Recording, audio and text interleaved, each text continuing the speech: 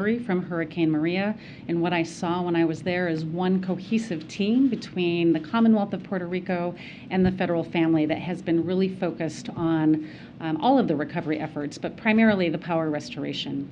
When we were there just last week, checking on the impacts from Hurricane Fiona, what I saw there is they were putting power back as quickly as they could, but I think the important piece and what really stood out to me is what I saw them as they were repairing the down power poles.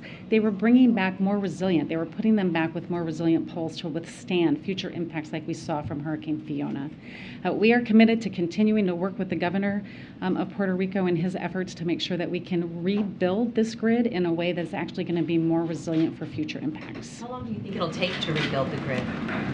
I think that we have done a lot of work in making sure that we've taken the time right now to do the plans, or the Commonwealth has, to do the plans to make sure that as they are rebuilding it, it's going to be more resilient. I think that the time, we'll get back to you on what the time frame is, but it takes time, right? Recovery never as fast as anybody wants it to be, but we will continue to work with them and expedite anything that we can to speed up that recovery. Has the administration, or will the administration, waive the Jones Act that would allow for a diesel-carrying ship to dock there in Puerto Rico to help provide necessary provisions of diesel oil to those there? Yeah, we are committed to doing everything that we can within our legal authority to support the people of Puerto Rico. And we know that the Jones Act waiver is one of those things. We have a legal obligation to ensure that each waiver request meets the legal requirements of Congress. And so any final determination on that will be made by the Secretary of Homeland Security. Given the pressure we've heard from the Puerto Ricans and the governor in that territory right now, what time frame should they anticipate that decision should be made, given the urgent need for that oil? I know that they are actively working on that approval process or that consideration right now, and so I don't have a time frame for you right now. Okay. And just a curiosity, well, I know we've asked before, you spoke to several mayors down there. One of the mayors said that one of the primary concerns was complacency. I'm curious, the president spoke to big leaders. First question to you is about complacency. The second is, you've spoken to the governor of the state. Why hasn't the president yet, or is there a scheduled call for the two men to speak, obviously, as they're the preeminent leaders of the country and of that state? I do have concerns about complacency. We're talking about impacts in a part of Florida that hasn't seen a major direct impact in nearly 100 years. There's also parts of Florida where there's a lot of new residents that have never experienced this type of threat. So my message to them is still take this very seriously, listen to your local officials, and those Floridians that have been through this before, help your neighbors that may have not had to go through this. Heeding the advice of your local officials is the most important. And as far as the conversation, the president directed me to contact the governor early on before we even did the declaration. I did that. My regional administrator is with the governor right now, making sure that we're understanding what the needs are, and our focus is on the current life safety needs that need to be met. Can you describe just the level of communication with state officials, and have there been anything unusual or any challenges with that? How would you describe it? Yeah, I think the communication that we have had with the state officials has been excellent. My regional administrator out of Region 4, Gracia Check, she is in Florida. She got there yesterday. She has been embedded at the state AOC, working with the state emergency management director one-on-one to make sure we're understanding what their needs are. Again, she's traveling with the governor to a few areas today to make sure we're understanding what those needs. We've had a long relationship with Florida. Our Region 4 has had a great partnership with all of the emergency management team there. They've done a lot of work with the different municipalities and the counties, and I think the relationship is very strong. Is there anything different about this preparation compared to how FEMA normally prepares for hurricanes that approach landfall? Is there anything particular about the strength of this storm or where it's going to land that has changed how you prepared for it? I don't know if I would say it's changed how we prepare for it. I would say under this administration, the president has given me very clear direction that we are going to lean in and we are not going to wait to provide assistance. And that's exactly what we're doing for this one. That's what we have done for the previous hurricanes that we experienced last year as well. We understand that this is going to have some significant impacts, and we want to make sure that we have the right resources in place ahead of time to be able to respond immediately when it's safe to do so. Thanks. Related to Alex's last question, I mean, how has FEMA adapted its storm planning preparation or procedures to deal with increasingly rapid intensification of hurricanes? I mean, does it make it harder to respond to these? I don't know if it makes it harder to respond. I think where the difficulty comes in with this rapid intensification is the time that's available to notify the public to take the necessary action to protect themselves. What I find is that we have less time for states to give evacuation orders because of the rapid intensification of these storms. But what we're doing, and what I did here, is contacted the governor on Friday to make sure that he knew we were ready to support his pre-landfall emergency needs, and giving him the assurance that we would have funding available to support his actions, but also our ability to bring in the federal family to be ready to respond to them. You mentioned the ongoing operations in Puerto Rico and the recovery efforts there. Are you concerned that your agency is stretched thin right now dealing with that and preparing for what's coming to Florida right now? Do you have the resources and staff to handle the second storm? So we do have a lot of events that are going on right now. We're still supporting the recovery in Kentucky, and we're supporting the current recovery going on in Puerto Rico. We have a very talented and dedicated work staff, team of emergency managers, and we have enough people right now to come in and support the response for this, and then we will work to identify what the recovery needs are once we understand what the damages are. But we are more than postured to be able to support this response. We heard the president say last week that the federal government will cover 100% of the recovery for the next month in Puerto Rico. Do you have an estimate yet, a ballpark of what that's going to cost for Puerto Rico? I don't have that estimate yet, but it covers all of the different emergency protective measures, debris removal. There was a significant amount of debris removal that needed to take place. Any of their overtime costs that they may have incurred over that. As far as a dollar assessment, I don't have that yet. No dollar assessment yet. I don't have it yet. We can certainly see if we have a better estimate and get back to you. Karine, just to follow up. I just called on that. I just called on that. I just want to return to what Peter had asked about Governor DeSantis. In the past, President Biden, has made calls to governors in situations of natural disasters. Kay Ivey in Alabama, or Asa Hutchinson in Arkansas, or the governor in Texas. Is there any? Can you articulate, I guess, how those determinations are made and why it hasn't been made in this case to have the president call the governor? Yeah, the president is very focused on making sure that the federal family has the right resources available to support this. That is why I contacted the governor right away, and we have a team of my senior leadership that are embedded with the governor to make sure that we're supporting that. Our focus today is making sure that we have the right measures in place to support the life-saving activities that need to happen. Any conversations afterwards will need to be, we need to see what the damages are. But he's made conversations with the mayors, so is there any reason why not the governor? Again, we have a strong team that's in place supporting the governor right now, working side by side with him and his staff. We'll continue to stay engaged with him. Yeah, thanks. Just a follow-up to that. Normally, presidents call governors or the governors call presidents, but the only thing that really, during hurricanes, the only real question I really want answered is it in any way the fact that they haven't talked? Is there any way that it's impeded efforts for the federal government or FEMA to implement plans in Florida? And if so, what would they be? No, we are very focused on what the needs of Florida is right now. We do not bring politics into our ability to respond to these disasters. We are going to support whatever Governor DeSantis asks of us. We signed his emergency declaration within hours of him sending it in. We'll continue to do that as we see what the impacts of the storm are. So the communication between the president and the governor has no impact on how you all operate? Zero. Just on the trajectory of the storm, I know you said that you expect it to make landfall somewhere on the West Coast. Is there an expectation that that could change in the coming, day or two? And if it were to make landfall somewhere else that isn't the area you described, what steps would need to be taken in order for those resources, I guess, to get quickly moved to other areas? And is the agency preparing for that? Yeah, I think that's an important question, right? We have a tendency to really focus on the cone and where it's going to make landfall. But as I talked about in my remarks, we are going to see impacts across the state of Florida, whether it's inland flooding from the large amount of rain that we're going to see, tornadoes and tornado watches that we may see in the southern part of the state later today, to the storm surge and the hurricane force winds that may impact the communities near landfall. We are postured and we are moving our equipment in a place that can support all parts of Florida because we know that there are going to be impacts across the state. And just in terms of the agency's resources, FEMA has obviously been involved in working with the issue of influx of migrants across the country. Has that in any way put a strain on the agency and its resources and personnel, or do you at this moment feel like you have what you need to do that as well as natural disaster relief work? Yeah, the resources that we are providing to support the influx of the migrant flow is through a program called our Emergency Food and Shelter Program. It's a reimbursable grant program, and that's the main source of our involvement right now. When you talk about complacency, what are you concerned about? Are people refusing to heed evacuation orders? Yeah, what I worry about when I think about complacency is that if it's been a near miss in the past, they feel like they can just ride this out. I've been through this before, and I've had no issues, and so I can do it again. That's a dangerous way to think. You need to listen to your local officials because the storm surge, 10 feet, maybe in some areas higher, is going to be significant, and you put 20 inches of rain on top of that inland, you need to be able to listen to your local officials, right? And I think what we have and what we see is people that have not had any impacts, they think that that's not going to happen again. Take it seriously. Do not underestimate the potential that this storm can bring. Okay, last two.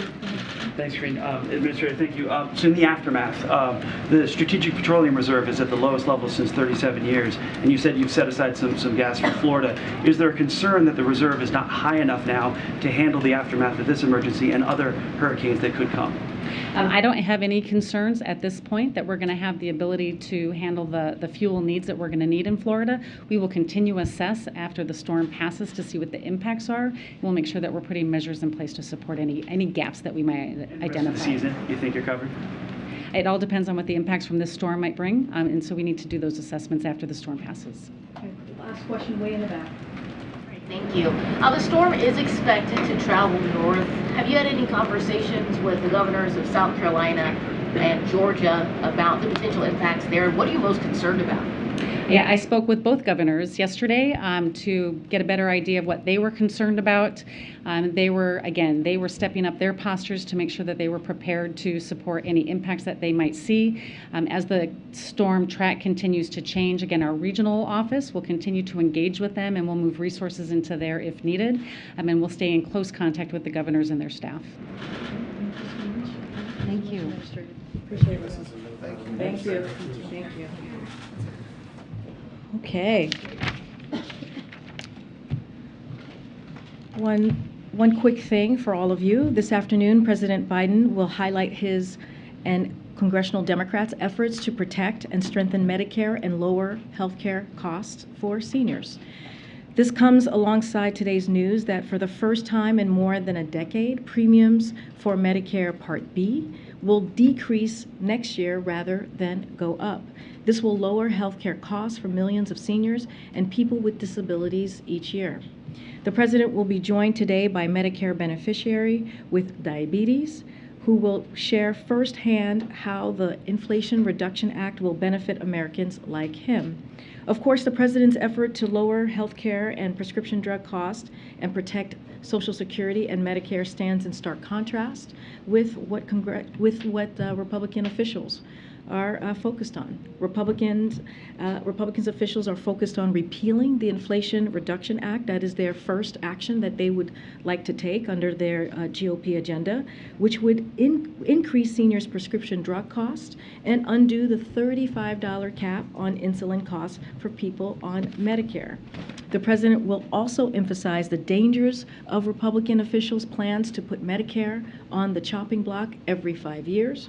President Biden will remain focused on lowering costs for American families when it comes to health care and also across the board. With that, Josh, you want to kick us off? We don't have much time because I know some of you all have to gather in about 10 minutes or so. Thanks, Karine.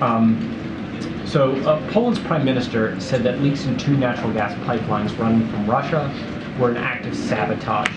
Does the U.S. have any evidence of sabotage? What role is it playing in this inquiry? So I'm not going to get into going to speculate on the cause of this. It's not something that we're going to do. I know our European partners are investigating this, so we stand ready to provide support to their efforts once they have completed their investigation. As you all know, these pipelines weren't pumping gas into Europe at this time. NS2 was never operational, as you guys know. NS1 has not been operational for weeks because Putin has weaponized energy, and we have said this many times before.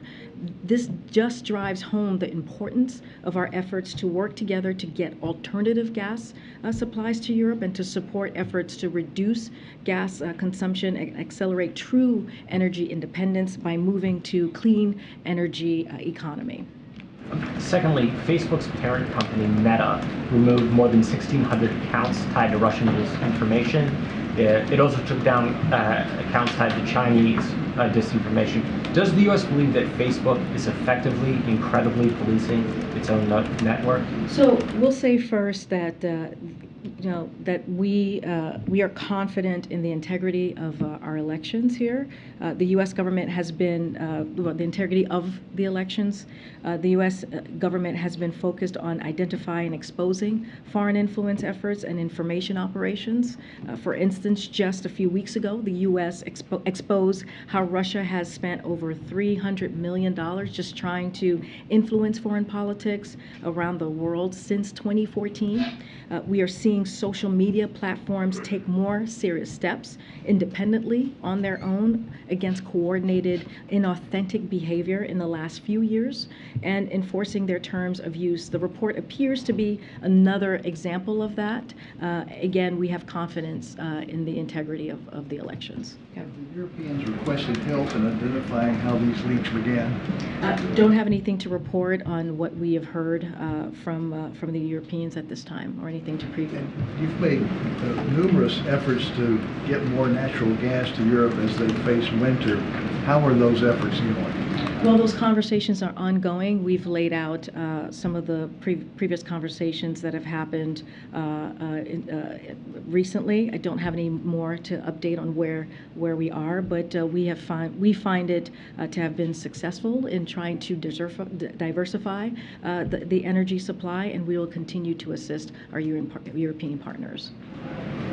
Just on the Puerto Rico Jones Act question that was asked before, does the president himself currently have a thought on whether a waiver could be issued for this specific situation? So when it comes to this specific situation, look, we're committed to, again, doing everything that we can within our legal authority to support Puerto Rico. That's basically what the administrator said, and that is our number one focus, to get them what they need and to get them back on track. And so we're going to, as a federal government, we're going to continue to give those resources. The Biden administration is closely evaluating any waivers requests that come in, including this particular one, as Criswell said while she was just here, and to make that final determination. But that is going to be made by the Homeland Security, and so we'll leave that up to them. But again, we're going to evaluate every one of them very closely. Just on a separate matter, just the reports of men in Russia trying to flee the country. There are even some reports of people trying to harm themselves physically to try to avoid conscription. I know the White House has drawn a distinction between the Russian government and the people of Russia. Does the president have a message to some of these men who are sort of desperately trying to flee the country? Is there anything that you would say to them? So, I mean, we've spoken about this a couple of times, and look, we are seeing protests in the streets of Russia. We are seeing people sign petitions, and I think the message that they're sending to us very clearly is that this war that Putin started, this war that was started by the Kremlin, is unpopular. And there are people out there in Russia, Russians, who do not want to fight Putin's war or put their lives or die for it. And so that has been made very clear. Their message has been made very clear. We continue to say to folks, I know there was a question that was asked about seeking refugee from persecution. We believe that regardless of their nationality, they may apply for asylum in the United States and have their claim adjudicated on a case-by-case basis. So as far as that, we welcome any folks who are seeking asylum, and they should do that. But again, we have talked about the bravery of the Ukrainians fighting this war for the past 6 months and how they're fighting for their freedom. And what we're seeing in Russia are the people of Russia who are saying they do not want this war. They do not support Putin's war. Again, and we have said this many times, there is one person who can stop this war, and that is President Putin. He's the one who started this unprovoked, brutal war, and it is up to him to stop it. What we're seeing right now is not strength; it is weakness from President Putin. Well, sorry. And welcome to the briefing room. I know. Thanks very much. Thanks for taking my question. A plaintiff in Indiana has filed a lawsuit trying to block the president's student loan forgiveness initiative, claiming that his tax bill is going to go up and cost more than the student loan forgiveness would be because of a program in Indiana. Any comment on that from the White House? And do you expect the program to move forward as planned this year? Well, look. So just to step back for a second. When it comes to the student loan debt relief, this is a promise that the president made on the campaign trail. And this is an opportunity that the president saw to give American families out there a little bit of a breathing room. You hear him say that often. You might hear him say that in just in a little bit, how he has worked towards to make sure that the economy works for everyone and not to leave anyone behind. And so when you look at the student loans relief program, it is going to help tens of millions of people. It is going to help 90% of folks who are on that program are making under $75,000 a year. So look, we want to be really clear here. Opponents of the Biden-Harris administration student loan plan are trying to stop it because they know it will provide much needed, again, relief for working families. Anyone who does not want to give that debt relief can choose to opt out. It's something that they are able to do. But again, the Department of Education website will provide more detail, as you're asking if it's going to move forward, on information about how the program will work before it launches. But the bottom line is this: no one who does not want debt relief will have to get that debt relief. So folks have an option to opt out. But again, this is going to help tens of millions of Americans who now are going to be able to put money down to maybe buy a house or to start a family, and that matters. Thanks, Karine. How heavily are labor union support for the Jones Act weighing on the administration as it decides whether to grant a waiver for ships around Puerto Rico? Look, this is a legal authority that we are following. We're going to evaluate each case, and so again, this is what we're going to lead with. Is not what from what others may be asking. Is what we can do from our point of view and from the way that we are able to do, again, in a legal way. On the Medicare announcement, the cost is actually, the premium cost last year went up because of the federal government's plan to purchase this Alzheimer's drug that turned out to be not quite as effective as people thought. Now premiums are pretty much going back down to where they were before that. So isn't this just getting things back to where they were and not truly lowering premium costs? We see this as a win for the American people when they're going to get about $60 a year back into their pocket. That's important, and so I think that's how we see this. And as you couple that with what the president has been wanting to do and trying to do and has done with the Inflation Reduction Act, continuing to lower costs. And if you look at the Inflation Reduction Act, it is right now the #1 piece of legislation that's clearly law that is dealing with an issue that the Americans are feeling every day, which is trying to figure out how we lower costs. We're going to hear from the president speak in just a few minutes. And so, look, we think it's important that Americans are going to get that money back in their pocket, and we think it's important that Americans are now going to be able to, that Medicare is going to be able to negotiate, and we can cap that cost per year for seniors at $2,000. That's why Democrats and only Democrats voted for this piece of legislation, and we feel like we're going to continue to do the work to lower costs for Americans, but that's really important, and I think it's going to make a difference in Americans' lives. We'll go real fast. Okay, before whoever needs to go. Oh, that's including you, Josh. Bye. question, Karine.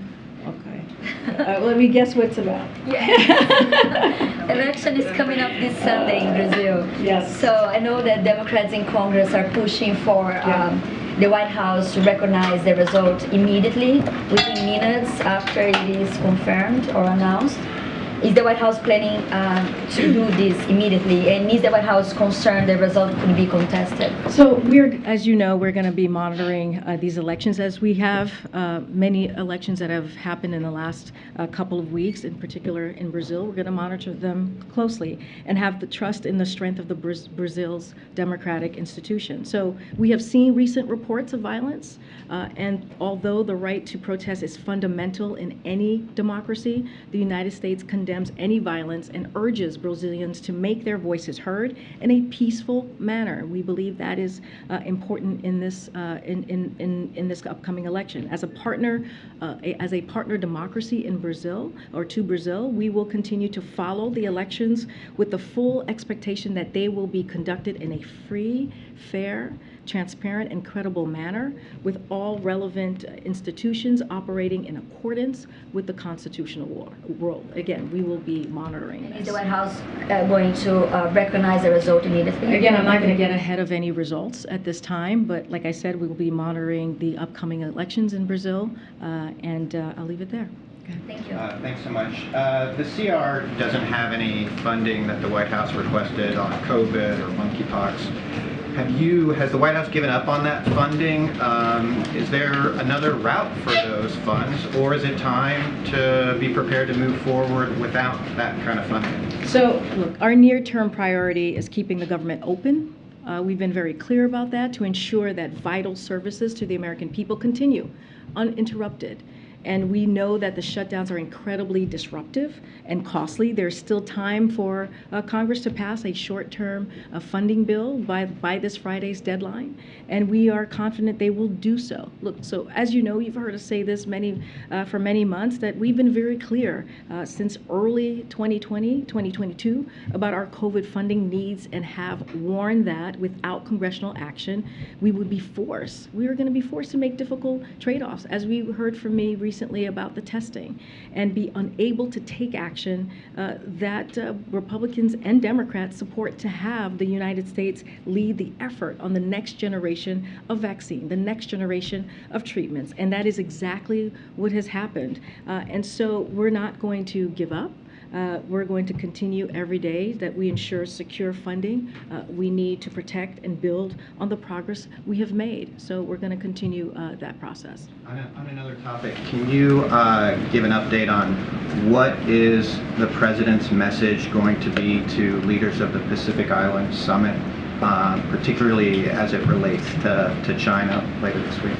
So just to give you a little bit of preview, as we announced earlier this month, President Biden will host the first ever U.S. Pacific Island County Summit, which will be held here in Washington, D.C., as you just noted, this Wednesday, tomorrow, and Thursday. On Thursday, President Biden will discuss with Pacific leaders our broadening and deepened cooperation on key issues such as climate change, pandemic and economic recovery, maritime security, environmental protection, and advancing a free and open Indo-Pacific. The President will then also welcome the Pacific Island leaders to the White House, where they will take a family photo and join a dinner hosted by the President. The summit will demonstrate the United States' deep and enduring partnership. This is how we see this as we, are you asking me about our message? A partnership with the Pacific Island continues, and the Pacific region that is underpinned by shared history, values, and people-to-people ties. And, you know, we'll have more to share on that soon. But again, this is just showing our partnership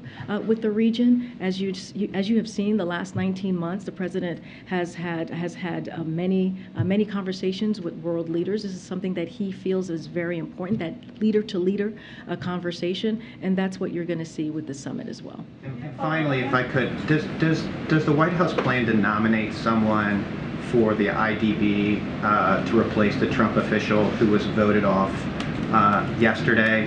And kind of in that vein, has the White House been in touch with other shareholders of the World Bank to kind of take their temperature about David Malpass's remarks? So We don't have anything to preview on any personnel announcement at this time. Clearly, this is something that we're going to look very closely. We are always in constant communications with other leaders. I don't have anything to preview at this time. Students across Virginia today walked out of their classroom to protest the governor's new guidelines restricting the rights of transgender students. Does the White House support these students?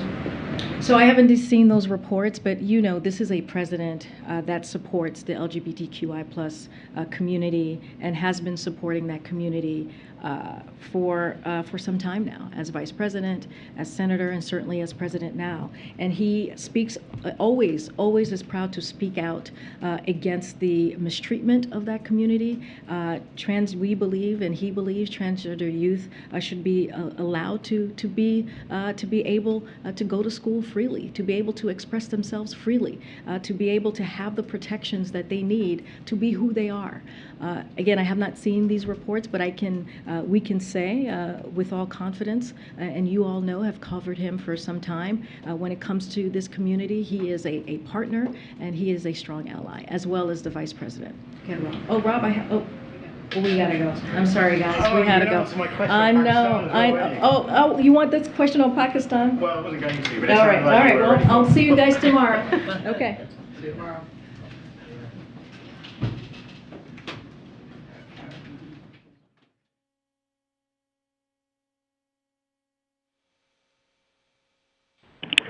Please gather now at the Palm Room doors for the Rose Garden event. Please gather now at the Palm Room doors for the Rose Garden event.